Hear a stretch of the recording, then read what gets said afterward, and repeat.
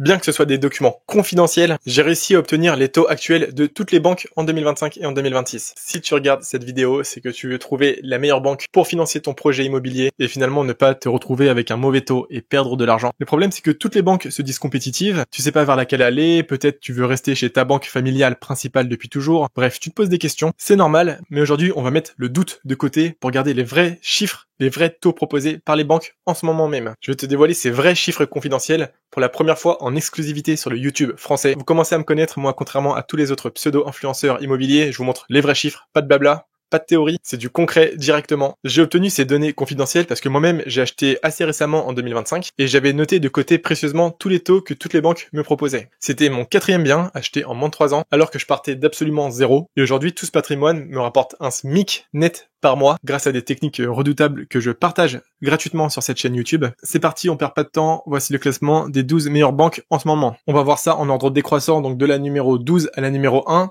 Regarde-les toutes parce que tu verras vraiment un schéma qui se répète. Puis reste bien jusqu'à la vidéo puisque j'ai une surprise pour toi. Alors là, je reprends mon ancien tableau de suivi des banques qui me permettait de suivre en direct toutes les banques que je démarchais, si elles étaient nationales, régionales, le nom de la banque. Bref, c'est un tableau vraiment incroyable pour éviter de s'y perdre et de bien démarcher les banques et pour bien faire les choses. Alors petite digression très rapide, mais si tu te demandes ce que c'est cette colonne-là, les banques régionales ou nationales. En France, il y a deux types de banques. Il y a les banques nationales, les grosses banques, par exemple SG, BNP. C'est les mêmes conditions, les mêmes taux partout en France. Ensuite, il y a des banques qui sont régionales, par exemple les banques populaires, caisses d'épargne, etc. Même le CIC, même si ça paraît être une très grosse banque, fait de la publicité. En réalité, c'est une banque régionale, c'est-à-dire que chaque région décide de ses propres taux et de ses propres règles pour valider ou non un dossier. C'est totalement décentralisé, région par région. Donc la banque numéro 12, c'est une banque populaire en Île-de-France, je vais pas dire l'agence, qui me proposait un taux de 3,9. C'est pas terrible, sachant que tout ce qu'on va voir ici, c'est sur 20 ans pour un investissement locatif. C'est le taux que me proposaient les banques. Ensuite, juste en dessous, en numéro 11, donc c'est une banque nationale, le CCF, donc ex-HSBC, me proposait un taux à 3,75.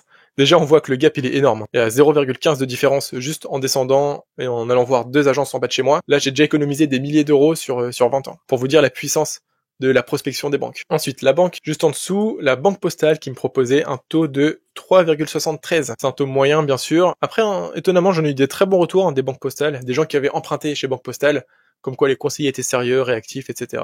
Donc voilà, je pose l'information ici, c'est pas du tout sponsorisé ou quoi que ce soit. Ensuite, la banque juste en dessous, c'est une banque régionale. C'est tout simplement le Crédit Agricole d'une agence en Picardie, je vais pas dire laquelle, qui me proposait un taux à 3,7. C'est de mieux en mieux, c'est normal, c'est le but de la vidéo. On commence petit à petit à se rapprocher vers des bons taux. En tout cas, c'est rien comparé à ce qui arrive juste après, vous allez voir. Ensuite, une autre banque régionale, c'est le Crédit Mutuel. Alors, une agence de l'Est, je vais pas dire laquelle, qui me proposait un taux de 3,7, donc ex-aequo avec celle du dessus. Ensuite, juste en dessous, un crédit agricole d'une agence en IDF Île-de-France me proposait un taux de 3,64. Déjà, vous pouvez voir qu'on a deux agences régionales et pourtant, elles n'ont pas du tout le même taux les deux. C'est pour vous dire à quel point les banques régionales sont décorrélées. Et ça va être surprenant encore plus ce qu'on va voir à la fin. Alors, on reprend notre comparatif. Juste en dessous, on avait quoi? On a la SG, la grande banque Société Générale, grande banque nationale française traditionnelle, qui proposait un taux de 3,6. Moi, j'avais emprunté à la SG à l'époque parce que j'étais tombé pile dans le bon moment où il y avait une offre. C'était à 2,99 les taux. C'était une offre exceptionnelle qu'ils faisaient pile pendant la période où je voulais emprunter, donc c'était parfait. Donc j'étais parti chez eux, même si,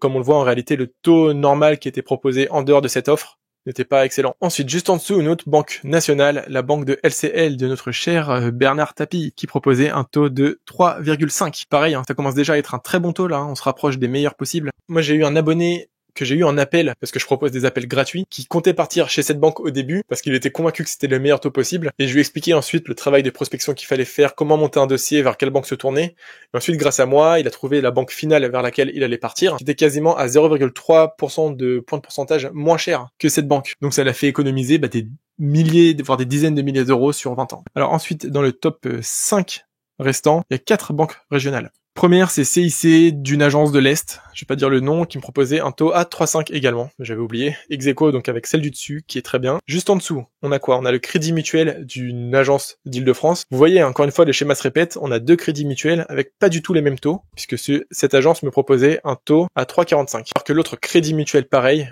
me proposait un taux à 3,7. Donc il y a 0,25, un quart de point de différence entre les deux, c'est énorme. Sur 20 ans, ça fait des dizaines de milliers d'euros d'économie, alors que c'est le même groupe Donc ensuite, si on passe au top 3, donc en numéro 3 cette fois-ci, une banque régionale, la Caisse d'épargne Hauts-de-France, qui me proposait un taux à 3,44, juste en dessous de celui du dessus, mais bon, c'est toujours bon à prendre. Hein. En top 2, BNP Paribas, qui me proposait pareil 3,4, les deux qui sont ex aequo, le numéro 3 et le numéro 2. BNP Paribas, hein, qui est la plus grosse banque française, je crois, donc bon, vous êtes à l'abri. Vos fonds sont à l'abri si vous êtes chez eux. Et donc, avant qu'on passe au point numéro 1, je voulais te dire que si vraiment tu veux investir en immobilier, mais que tu sais pas par où commencer, tu sais pas où chercher, comment chercher, sache que c'est totalement normal. Moi, j'ai eu plein d'abonnés en appel, j'ai réussi à les aider en quelques dizaines de minutes, et je peux te proposer la même chose. Donc c'est un diagnostic gratuit de ta situation. On fera ensemble un plan d'action fait par un multi-investisseur locatif pour un futur investisseur locatif. C'est totalement gratuit, c'est sans engagement, t'as rien à perdre. Enfin bref, si t'es intéressé, le lien est en description, c'est comme tu veux. Et donc le point numéro 1, la meilleure banque parmi,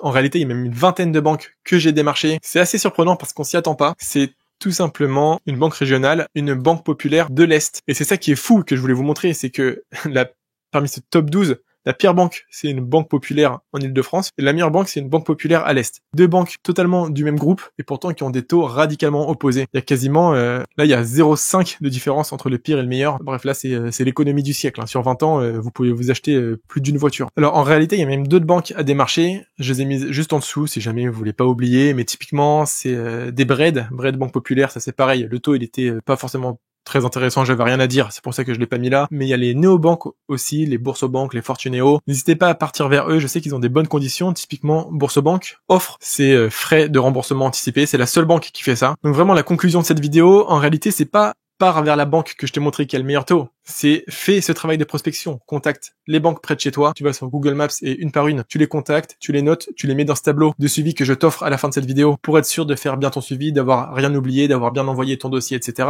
Également les banques près de là où tu vas acheter, si jamais c'est loin.